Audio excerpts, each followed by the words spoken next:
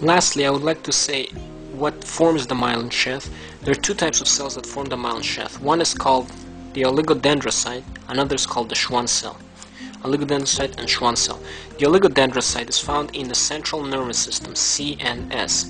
The Schwann cell is found in the peripheral nervous system, P and S. Okay, we will talk about the difference in the next part.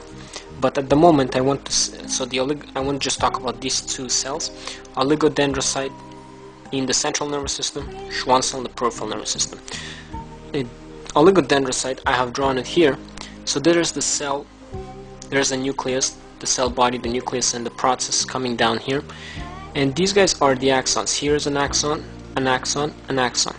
And the process coming down from this oligodendrocyte will form these myelin sheaths, okay? And not these myelin sheaths don't go the entire length of the axon, so it just goes partially. And then another oligodendrocyte, its process will form another myelin on another part of this axon, and then another one will form another one, so that basically you leave these gaps here and here, okay? And those are again the nodes of Ranvier. And so the difference between oligodendrocytes and Schwann cells is that the oligodendrocytes, they form myelin sheath around more than one axon. So see, there's an axon, here's an axon, there's an axon. So one oligodendrocyte forms myelin sheath around several axons. So for example, here this guy formed myelin sheath around three axons, three axons of different neurons, of three different neurons. Because that's in the central nervous system. Central nervous system means spinal cord and brain. Peripheral nervous system, that's where the Schwann cells are. Here. Peripheral nervous system is outside of the brain and spinal cord. So everywhere else, so for example, the upper limb and lower limb, the abdomen, the trunk, the thorax, all of this. All the nerves that are present in those areas, including the cranial nerves. We will discuss the central and peripheral nervous system in next part. But here, Schwann cell in the peripheral nervous system, different from oligodendrocyte in that one Schwann cell forms myelin around one axon. And again, not the entire length of axon, another one will form the next portion, so leaving a node of Ranvier here. So, okay, so an oligodendrocyte in the central nervous system, and it forms myelin around more than one axon. Schwann cell in peripheral nervous system forms myelin sheath around a single axon. Okay?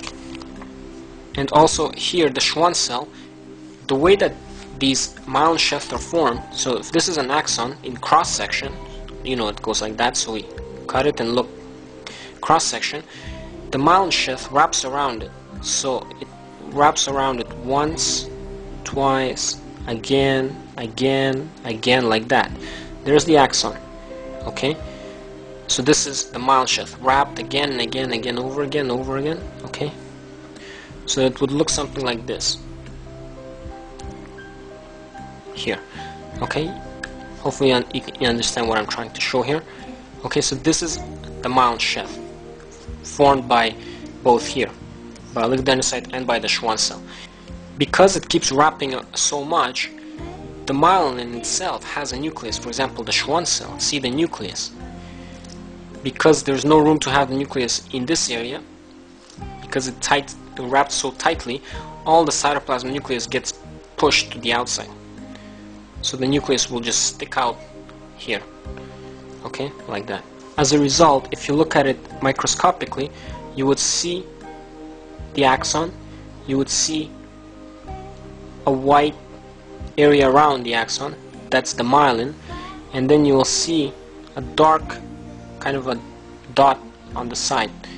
That is that nucleus. So this is what you would see microscopically, like this. The axon might not be right in the center, could be like so, axon, myelin, and again, somewhere, anywhere here you can draw it, is the nucleus of the myelin sheath. So in this case, we're looking at this would be the Schwann cell.